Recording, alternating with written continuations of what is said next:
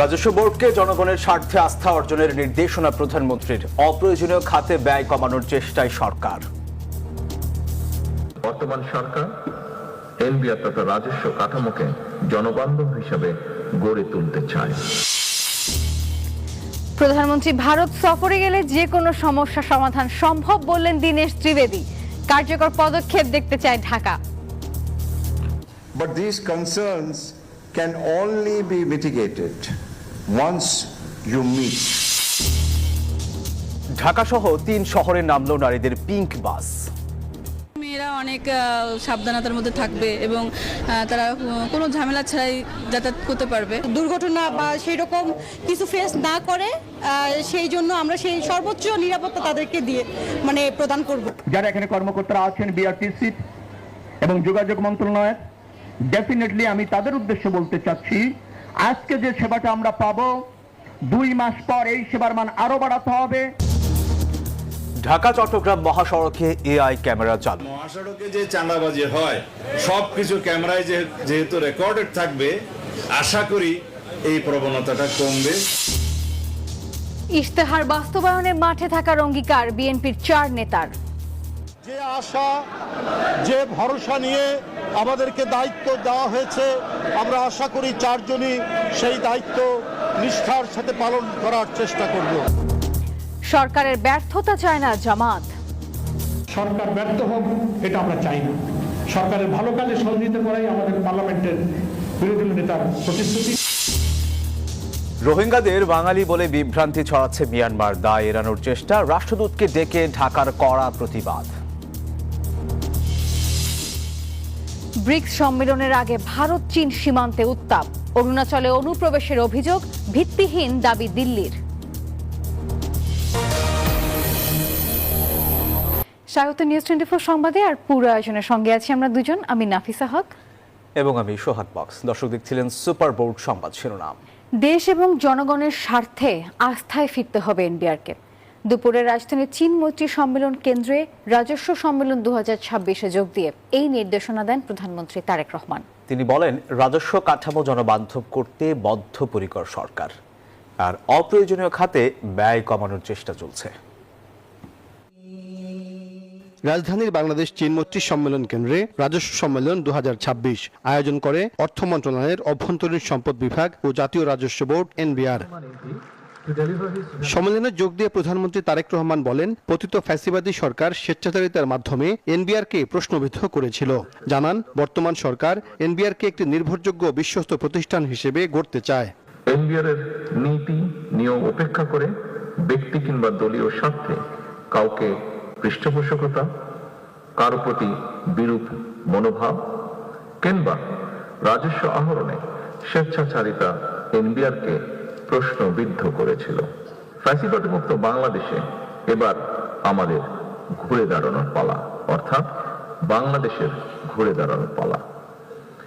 দেশের জনগণ বর্তমানে এনবিআরকে একটি নির্ভরযোগ্য এবং বিশ্বস্ত প্রতিষ্ঠান হিসেবে প্রত্যাশা করে। বর্তমান সরকার এনবিআর তথা রাজস্ব কাঠামোকে জনবান্ধব হিসাবে গড়ে তুলতে চায়। প্রধানমন্ত্রী বলেন, বর্তমান সরকার শুধুমাত্র বৈদেশিক সহায়তার উপর নির্ভর করে ভবিষ্যৎ প্রজন্মের উপর অতিরিক্ত ঋণের বোঝা চাপিয়ে দেওয়ার নীতি বিরোধী। তাই রাজস্ব আহরণ বৃদ্ধিতে ডিজিটাল কর ব্যবস্থায় গুরুত্ব আরোপ করেন তিনি। কর ব্যবস্থাপনা কিংবা কর আদায় পদ্ধতি সহজ এবং দুর্নীতি ও হয়রানিমুক্ত হওয়া প্রয়োজন, যাতে মানুষ স্বেচ্ছাপ্রণোদিত হয়ে কর আদায় স্বাচ্ছন্দ্য বোধ করেন।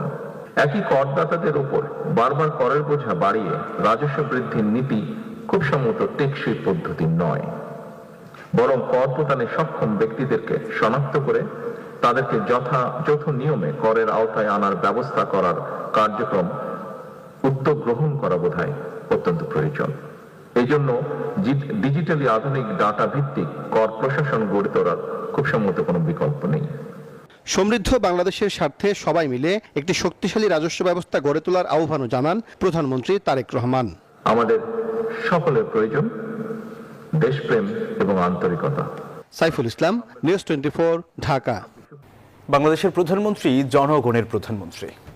তিনি ভারত সফরে গেলে যে কোনো সমস্যার সমাধান সম্ভব, এমনটাই বলেছেন ঢাকায় নিযুক্ত ভারতের হাই কমিশনার দীনেশ ত্রিবেদী। সন্ধ্যায় রাজধানীতে এক আয়োজনে তিনি বলেন, তারেক রহমানের অপেক্ষায় আছে দিল্লি। অনুষ্ঠানে পররাষ্ট্র প্রতিমন্ত্রী শামা ওবায়দ বলেন, এই সফরের ক্ষেত্রে যেসব ইস্যু চ্যালেঞ্জ হিসেবে রয়েছে সেগুলোর কার্যকর সমাধান দেখতে চায় ঢাকা।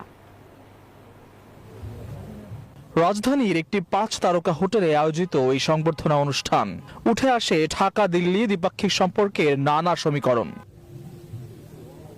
অনুষ্ঠানে ভারতীয় হাইকমিশনার দীনেশ ত্রিবেদী স্পষ্ট করেন, বর্তমান প্রধানমন্ত্রী জনগণের প্রধানমন্ত্রী এবং তাকে ভারতে রাষ্ট্রীয় সফরের জন্য আনুষ্ঠানিক আমন্ত্রণ জানানো হয়েছে। অতীতে টানাপোড়েন থাকলেও তা পেছনে ফেলে পারস্পরিক নিঃস্বার্থ বিশ্বাসের ভিত্তিতে নতুন ভবিষ্যৎ গড়ার আহ্বান জানান তিনি। Your Honorable Prime Minister of Bangladesh, and I must tell you, he is a people's person, and compliments to him. He has won with a landslide majority. বর্তমান সরকারের সবার আগে বাংলাদেশ স্লোগানের প্রতি ভারতও শ্রদ্ধাশীল বলে মন্তব্য করেন হাইকমিশনার। তিনি আরও জানান, অর্থনৈতিক অগ্রগতির ক্ষেত্রে ভারত বাংলাদেশ উভয়ের সমান ও অন্তর্ভুক্তিমূলক উন্নয়ন চায় নয়াদিল্লি।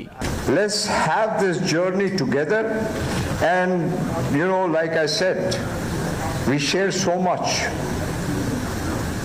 সবার আগে বাংলাদেশ, বিকশিত ভারত। তবে সম্পর্কের এই উষ্ণতার পাশাপাশি বাস্তবমুখী অবস্থান তুলে ধরেছে ঢাকা। অনুষ্ঠানে পররাষ্ট্র প্রতিমন্ত্রী শামা ওবায়দ জানান, শীর্ষ পর্যায়ের সফরের সফলতা নির্ভর করছে ঝুলে থাকা সমস্যাগুলোর বাস্তব সমাধানের উপর। Share its experience and perspective gained through this visit with the relevant authorities in India so that we can collectively identify practical solutions to the above challenges. Greater predictability and ease of doing business will benefit businesses in both countries. সংশ্লিষ্টরা মনে করছেন, দুই দেশের মধ্যে বিভিন্ন স্পর্শকাতর issue থাকলেও খোলামেলা আলোচনা ও রাজনৈতিক বোঝাপড়ার মাধ্যমে সম্পর্ককে অনন্য উচ্চতায় নিয়ে যাওয়া সম্ভব। তবে সফরের আগে অমীমাংসিত বিষয়গুলোর সুরাহা কূটনৈতিক অগ্রাধিকারে রাখছে ঢাকা।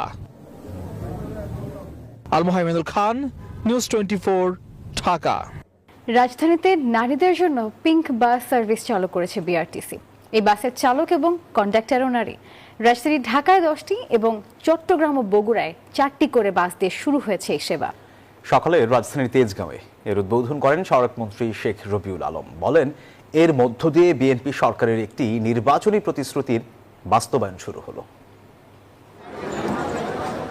রাজধানীর ব্যস্ত সড়কে গণপরিবহনে ওঠা নারী যাত্রীদের জন্য প্রতিনিয়ত এক যুদ্ধের মতো। ভিড়, অনিরাপত্তা আর হেনস্থার ভয় কাটিয়ে নিশ্চিন্তে যাতায়াত এতদিন ছিল অনেকটাই অনিশ্চিত।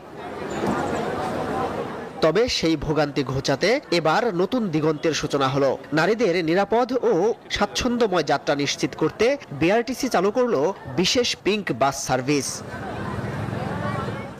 বিশেষ এই গোলাপি বাসের সবথেকে বড় বৈশিষ্ট্য, এর চালক ও কন্ডাক্টরের দায়িত্ব সামলাবেন নারীরা। প্রতিটি বাসে রয়েছে ই-টিকিটিং সুবিধা, উচ্চগতির ইন্টারনেট এবং সিসিটিভি ক্যামেরা। প্রাথমিক পর্যায়ে ঢাকায় 10টি এবং চট্টগ্রাম ও বগুড়ায় 4টি বাস চালু হলেও খুব দ্রুতই বহরে যোগ হবে আরও 100টি বাস।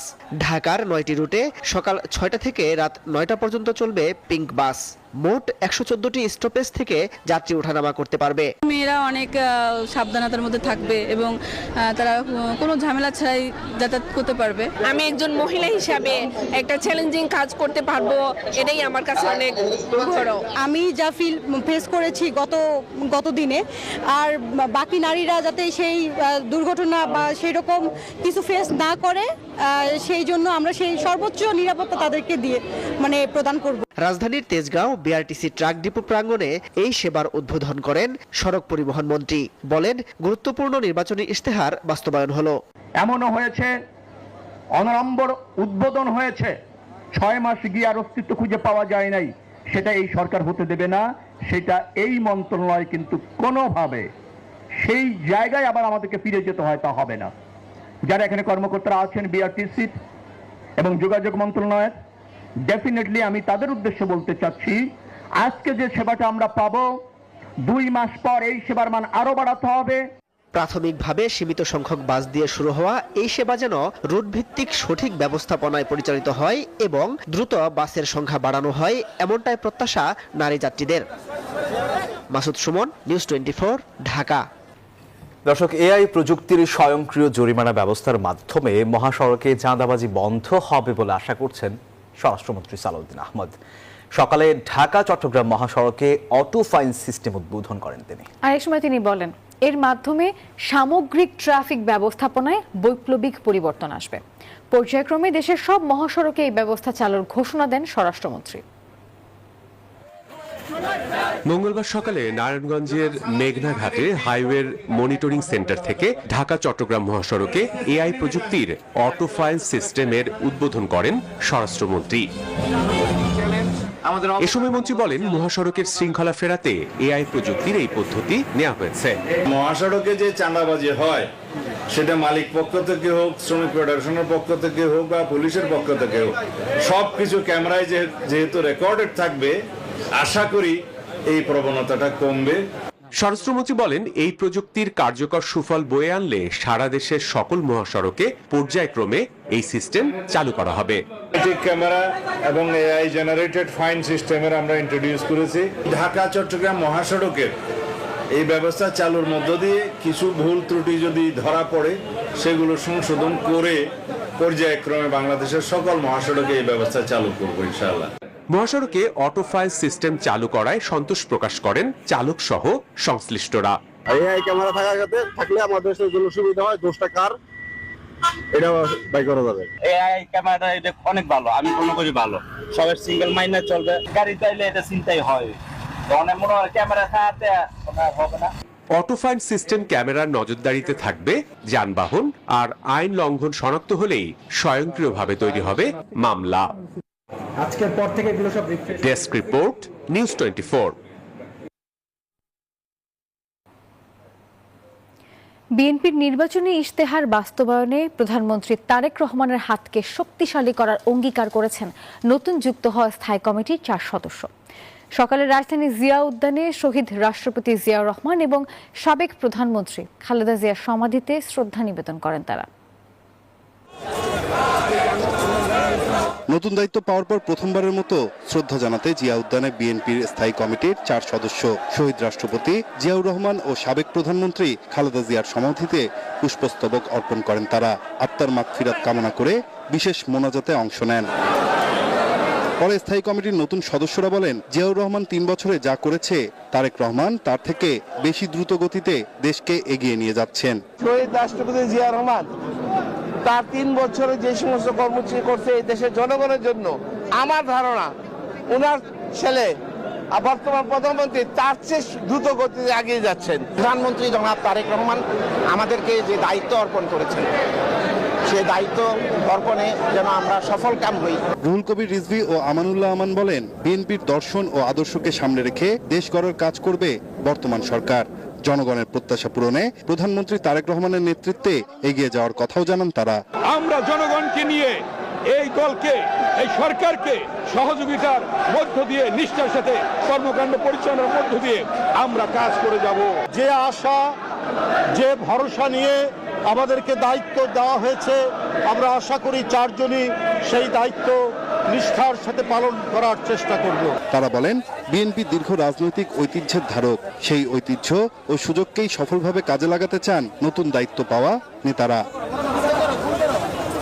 নাইম আলচিকো, নিউজ 24, ঢাকা। সরকারের সবচেয়ে বড় ব্যর্থতা গণভোটের রায় বাস্তবায়ন না করা, এমন মন্তব্য করেছেন জামায়াতের সেক্রেটারি জেনারেল মিয়া গোলাম পরোয়ার। বিকেলে রাজধানীর মগবাজারে সংবাদ সম্মেলনে এই কথা বলেন তিনি। সরকারের 6 মাসের মূল্যায়ন নিয়ে এর আয়োজন করা হয়। গোলাম পরোয়ার বলেন, সরকার ব্যর্থ হোক তা চায় না জামায়াতে ইসলামী। জনকল্যাণমূলক পদক্ষেপকে সমর্থন জানাতে চায় বিরোধী দল। গণভোটের রায়ের ব্যাপারে সরকারের সরাসরি নেতৃত্বাচক ভূমিকায় হচ্ছে সরকারের প্রথম ব্যর্থতা। সরকার ব্যর্থ হোক এটা আমরা চাই না। সরকারের ভালো কাজে সহযোগিতা করাই আমাদের পার্লামেন্টের বিরোধী নেতার প্রতিশ্রুতি যে আমরা ভালো কাজে সহযোগিতা করতে প্রস্তুত, কিন্তু বন্ধ এবং জনস্বার্থ বিরোধী কাজে আমরা বিরোধিতা করব এবং আমরা বাধা দিব।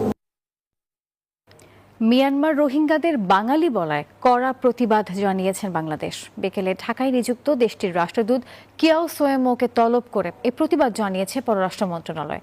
সম্প্রতি একটি বিবৃতি দেয় মিয়ানমার সরকার, আর সেই বিবৃতি বিভ্রান্তিকর বলে মনে করে ঢাকা।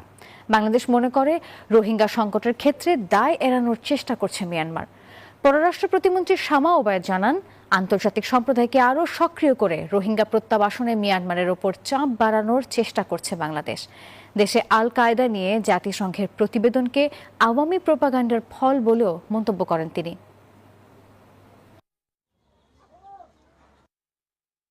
মিয়ানমারের দিক থেকে যে স্টেটমেন্টটা করা হয়েছে সেখানে সংখ্যার কিছু বিভ্রাট আছে, যেটার সাথে বাংলাদেশের সরকার বা পররাষ্ট্র মন্ত্রণালয় একমত না। তো ওনাদের সাথে কথা হয়েছে যে ওনারা মিয়ানমারের অ্যাম্বাসেডর আমাদেরকে আশ্বস্ত করেছে যে মিয়ানমার সরকারের সাথে উনি কথা বলবেন। নানা সীমাবদ্ধতার মধ্যেও ঢাকা উত্তর সিটি কর্পোরেশনের কর্মকর্তারা অর্পিত দায়িত্ব পালন করে সফলতার মুখ দেখেছেন বলে মন্তব্য করেছেন সংস্থাটির প্রশাসক মোহাম্মদ শফিকুল ইসলাম খান। বিদ্যমান বিভিন্ন সমস্যা ও ব্যর্থতা দূর করে নগরবাসীকে শিগগিরই স্বস্তিদায়ক সেবা দেওয়ার আশাবাদ ব্যক্ত করেন তিনি। বিকেলে ডিএনসিসির কর্মকর্তাদের মাঝে টেলিটক কর্পোরেট সিম বিতরণ অনুষ্ঠানে এসব কথা বলেন তিনি। রাজধানীর ডিএনসিসি কার্যালয়ে ঊর্ধ্বতন থেকে নবম গ্রেডের কর্মকর্তাদের মাঝে টেলিটক কর্পোরেট সিম বিতরণ করা হয়। অনুষ্ঠানে প্রধান অতিথির বক্তব্যে নগরবাসীকে সেবা দেওয়ার ক্ষেত্রে কর্মকর্তাদের আন্তরিকতার কথা তুলে ধরেন ডিএনসিসি প্রশাসক মোহাম্মদ শফিকুল ইসলাম খান। সংস্থাটির কর্মকর্তারা জানান, সার্বক্ষণিক যোগাযোগ ব্যবস্থা সুসংহত করতেই এই পদক্ষেপ নেওয়া হয়েছে, যা নাগরিক সেবাকে আরো গতিশীল ও দ্রুত করবে। প্রেশার লোড নেওয়ার সক্ষমতা আমাদের কর্মকর্তাদের আছে। আমরা সুনামের সাথে যতটুকু সম্ভব প্রতিটি জায়গায় আমরা সফলভাবে কাজ করার চেষ্টা চালাচ্ছি এবং কিছু কিছু জায়গায় সফলতার ছোঁয়া আমরা দেখতে পাচ্ছি। বাজারে দ্রব্যমূল্য স্থিতিশীল আছে। গত 6 মাসে পণ্যের দাম না কমলেও বাড়েনি। সরকার পণ্যের দাম কমানোর চেষ্টা করছে, এমনটাই বলেছেন বাণিজ্য ও কৃষিমন্ত্রী। সচিবালয়ে তারা জানান, ভারতের সঙ্গে ব্যবসায়িক সম্পর্ক জোরদারে যৌথ টাস্কফোর্স গঠন করা হচ্ছে। অর্থনৈতিক সূচকের হিসেবে গেল কয়েক মাস ধরে মূল্যস্ফীতি 9-এর উপরে, অর্থাৎ বাজারের জিনিসপত্রের দাম সাধারণ মানুষের হিসেবের খাতার বাইরে চলে গেছে। ফলে জীবনযাপনে মানুষের রয়েছে অস্বস্তি। কাঁচা পণ্যের দাম নিয়ন্ত্রণ করে কৃষি মন্ত্রণালয়। চাল, গম ছাড়া বাকি পণ্যের দাম নিয়ন্ত্রণের ভার বাণিজ্য মন্ত্রণালয়ের উপর। সচিবালয়ে প্রশ্নের জবাবে বাণিজ্যমন্ত্রী জানান, জিনিসপত্রের দামের সাথে জ্বালানি, বিদ্যুৎ, অবকাঠামোর যোগসূত্র রয়েছে। সমস্যা মেটানোর চেষ্টা চলছে। তবে কৃষকের স্বার্থে কৃষি পণ্যের দামকে সহনীয় বলছেন কৃষিমন্ত্রী। রেনি সিজনে ভেজিটেবল উৎপাদন করা খুব সহজ কাজ না, তারপরে উৎপাদন খরচটা একটু বেশি থাকে। 80 টাকা 1 কেজি করলা ফলাইতে কয় টাকা খরচ হয় একটু দেখেন না। বেটারও তো ফ্যাট আছে, সংসার আছে, বাঁচতে তো হইব। এই দেশের একজন নাগরিক হিসাবে জীবনযাত্রার ব্যয়, দ্রব্যমূল্য, এটাতে আপনি কি সন্তুষ্ট? মোটেই না। আমি সন্তুষ্ট হব জীবনযাত্রার ব্যয় এখন যা আছে যদি তার থেকে সাবস্টেন্সিয়ালি কমে। সেটার জন্য বিদ্যুৎ হতে হবে আপনার সাশ্রয়ী মূল্যে। লজিস্টিক কস্ট হচ্ছে জিডিপির 16%, যেখানে ইন্টারন্যাশনাল এভারেজ হচ্ছে, স্ট্যান্ডার্ড এভারেজ 10%। এর আগে সকালে ভারতের একটি ব্যবসায়িক প্রতিনিধি দল বৈঠক করেন বাণিজ্যমন্ত্রীর সাথে। বাংলাদেশের অবকাঠামো উন্নয়নে নিজেদের বিনিয়োগের আগ্রহের কথা জানিয়েছেন তারা। বাণিজ্য বাড়াতে গঠন হচ্ছে যৌথ টাস্কফোর্স। ইন্ডিয়ান ডিজিটাল ট্রান্সফরমেশন এখন যেভাবে হচ্ছে, আর আরেকটি হচ্ছে ইনফ্রাস্ট্রাকচারের ক্ষেত্রে কিভাবে ভারতীয় বিনিয়োগকারীদের সম্পৃক্ত করা যায় বা ফিন্যান্স আনা যায়, সেই বিষয় নিয়ে ভারতীয় ব্যবসায়ীরা দুটো টাস্ক ফোর্সের প্রস্তাব দিয়েছেন। এদিকে দেশে সারের কোনো সংকট নেই এমন তথ্য জানিয়ে কৃষিমন্ত্রী জানান, যারা সার নিয়ে অহেতুক হয়রানির সৃষ্টি করছে তাদেরকে ছাড় নয়। সারে কোনো রকম কোনো শর্টেজ নাই, সারপ্লাস আছি আমরা অনেক। গত বছর এই সময় যা ছিল তার থেকেও বেশি আছে। শানাজি ইয়াসমিন, নিউজ 24, ঢাকা। বাংলাদেশ ও ভারতের দ্বিপাক্ষিক বাণিজ্যকে রাজনৈতিক প্রভাব মুক্ত রাখার আহ্বান জানিয়েছেন দুই দেশের ব্যবসায়ীরা। বাংলাদেশ সফররত ভারতের শীর্ষ সংগঠন সিআইআই ও বাংলাদেশের এফবিসিসিআই এক যৌথ সংবাদ সম্মেলনে এই আহ্বান জানিয়েছে। দুই দেশের বাণিজ্য বাড়াতে 2টি যৌথ B2B টাস্ক ফোর্স গঠনের প্রস্তাব দিয়েছে ভারত। আলোচনার মাধ্যমে শুল্ক এবং অশুল্ক বাধা দূর করে এসব উদ্যোগ বাস্তবায়ন চায় এফবিসিসিআই। বাংলাদেশের অন্যতম প্রধান বাণিজ্যিক অংশীদার ভারত। তবে গণ অভ্যুত্থান পরবর্তী সময়ে রাজনৈতিক টানাপোড়েনে হোঁচট খায় দুই দেশের দ্বিপাক্ষিক বাণিজ্য। হিসেব বলছে 2021-22 অর্থ বছরে দুদেশে বাণিজ্যের পরিমাণ ছিল $1,833 কোটি, 25-26 অর্থ বছরে যা নেমে এসেছে $1,234 কোটি, যেখানে বেশি ক্ষতি হয়েছে ভারতের। কেননা গত 5 বছরে বাংলাদেশে ভারতের রপ্তানি কমেছে $5.5 বিলিয়ন বা $564 কোটি বেশি। বাণিজ্যের এই ক্ষতি থেকে বাঁচতে সোমবার ঢাকায় ছুটে আসেন দেশটির 14 সদস্যের উচ্চ পর্যায়ের ব্যবসায়ী প্রতিনিধি দল। মঙ্গলবার বৈঠক করেন বাংলাদেশের শীর্ষ ব্যবসায়ী সংগঠন এফবিসিসিআই এর সাথে। পরে যৌথ সংবাদ সম্মেলনে ব্যবসা বাণিজ্যকে রাজনীতির বাইরে রেখে সামনের দিকে এগিয়ে নেওয়ার আহ্বান জানান ভারতের ব্যবসায়ীরা। Political processes have their own dynamics. It is important that as businessmen in the two countries we engage with each other energetically, positively and aggressively. দ্বিপাক্ষিক বাণিজ্য বাড়াতে অবকাঠামো, স্বাস্থ্য, এআই, সৌর বিদ্যুৎ ও সেমিকন্ডাক্টরের মতো 8টি সম্ভাবনাময় খাতে যৌথ গবেষণায় 2টি টাস্ক ফোর্স গঠনের প্রস্তাব দেন তারা। আমি 8-9টা সেক্টর আপনাদের সামনে রাখলাম। আই এম শিওর আরো একটা দুটো সেক্টর আছে যেটা মেনশন করলাম না। একটা টাস্ক ফোর্স করব যে much of this technologies are lying with the western world. ভারতের এই প্রস্তাবকে স্বাগত জানিয়েছে এফবিসিসিআই। তবে ভারতের দিক থেকে বিদ্যমান শুল্ক অশুল্ক বাধা দূর করার আহ্বান জানায় এফবিসিসিআই। ইন্ডিয়ার বাইরে মানে অনেক ফান্ড আছে যারা এইরকম ইনফ্রাস্ট্রাকচার ডেভেলপমেন্টে ইনভেস্ট করতে রেডি আছে। এখানে তুলনামূলকভাবে আমাদের উপকৃত হওয়ার মানে সম্ভাবনাটা আমি অনেস্টলি বলি যে আমার কাছে মনে হচ্ছে যে আমাদের স্কোপটা এখানে বেশি। ব্যবসায়ী নেতারা বলেন দুই দেশের বাণিজ্য বাড়াতে বিদ্যমান সকল বাধা আলোচনার টেবিলে সমাধান সম্ভব। মানে সভা শেষ। ফারজানা রিয়া, নিউজ 24, ঢাকা। সমুদ্র সীমা, উপকূলীয় এলাকা ও বন্দরের নিরাপত্তায় বাংলাদেশ কোস্ট গার্ড এবং নৌ পরিবহন অধিদপ্তরের ডিপার্টমেন্ট অফ শিপিং এর মধ্যে একটি সমঝোতা স্মারক সই হয়েছে। আন্তর্জাতিক সামুদ্রিক সংস্থা IMO-এর সলাস মরপোল এবং সার্কামভেনশন সহ বিভিন্ন আন্তর্জাতিক বাধ্যবাধকতা বাস্তবায়নে এই সমঝোতা মাইল ফলক হিসেবে কাজ করবে। রাজধানীর আগারগাঁওয়ে কোস্ট গার্ডের সদর দপ্তরের সংবাদ সম্মেলনে এই তথ্যই জানানো হয়। বাহিনীর মহাপরিচালক বলেন, এই চুক্তির ফলে বাংলাদেশের সক্ষমতা ও আন্তর্জাতিক অঙ্গনে দেশের দায়িত্বশীল ভূমিকা আরও সুদৃঢ় হবে।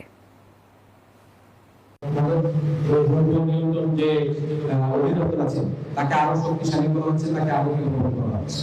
ঠিক আছে, যাতে তারা এই ব্যাপারে আরো কার্যকরী ভূমিকা রাখতে পারে। ওটা কথা হলো বাংলাদেশ সরকারের ভারতের ব্যাপারে এই মুহূর্তে জিরো। এবার আন্তর্জাতিক সংবাদ। ভারতের অরুণাচল প্রদেশে চীনের অনুপ্রবেশের অভিযোগে ফের উত্তপ্ত হয়ে উঠেছে দুই দেশের সীমান্ত। ভারতীয় সেনাদের টহলে বাধা এবং নিরাপত্তা পোস্ট দখলের দাবি উঠলেও তার নাকচ করেছে ভারতীয় সেনাবাহিনী। ব্রিক্স সম্মেলনের আগে নতুন এই পরিস্থিতিতে দিল্লি এবং বেইজিং এর মধ্যে কূটনৈতিক চাপ বাড়ার শঙ্কা দেখা দিয়েছে। গাড়োয়ালের ক্ষত শুকালেও কাটেনি ভারত চীন সীমান্তের অবিশ্বাস। অরুণাচল নিয়ে নতুন অভিযোগে আবারও সামনে এসেছে সেই পুরনো উত্তাপ। তাস্কিংয়ে চীনা PL এর উপস্থিতি ও ভারতীয় সেনাদের টহলে বাধার অভিযোগ তুলেছে পিপলস পার্টি অফ অরুণাচলের অনুসন্ধানী দল। স্থানীয়দের শিকার ও চরণভূমিতেও চীনা উপস্থিতি দাবি তাদের, এমন তথ্য জানিয়ে প্রতিবেদন প্রকাশ করেছে আল জাজিরা।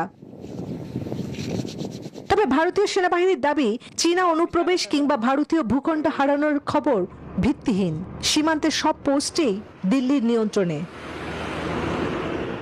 তবুও কাটছে না অস্বস্তি। প্রায় ৩,৫০০ কিলোমিটার সীমান্তের বড় অংশ এখনো অমীমাংসিত। ভারত ও চীনের মধ্যকার প্রকৃত নিয়ন্ত্রণ রেখা কোথায় তা নিয়েও দিল্লি বেইজিং এর অবস্থান এক নয়। ফলে দিল্লিতে ব্রিক্স সম্মেলনের আগে সীমান্তের নতুন এই বিতর্ক কূটনৈতিক চাপ বাড়াতে পারে। যদিও ভারত বলছে শান্তি ও স্থিতিশীলতার সম্পর্ক স্বাভাবিক রাখার পূর্ব শর্ত, আর চীনের দাবি সীমান্ত পরিস্থিতি সার্বিকভাবে স্থিতিশীল, অর্থাৎ সম্পর্কের বরফ গললেও আস্থার দূরত্ব এখনো পুরোপুরি ঘোচেনি। চন্দ্রানী চন্দ্রা, নিউজ 24। দর্শক, এই ছিল নিউজ 24 সংবাদের এখনকার আয়োজনে। পুরো আয়োজনের সাথে থাকার জন্য ধন্যবাদ সবাইকে।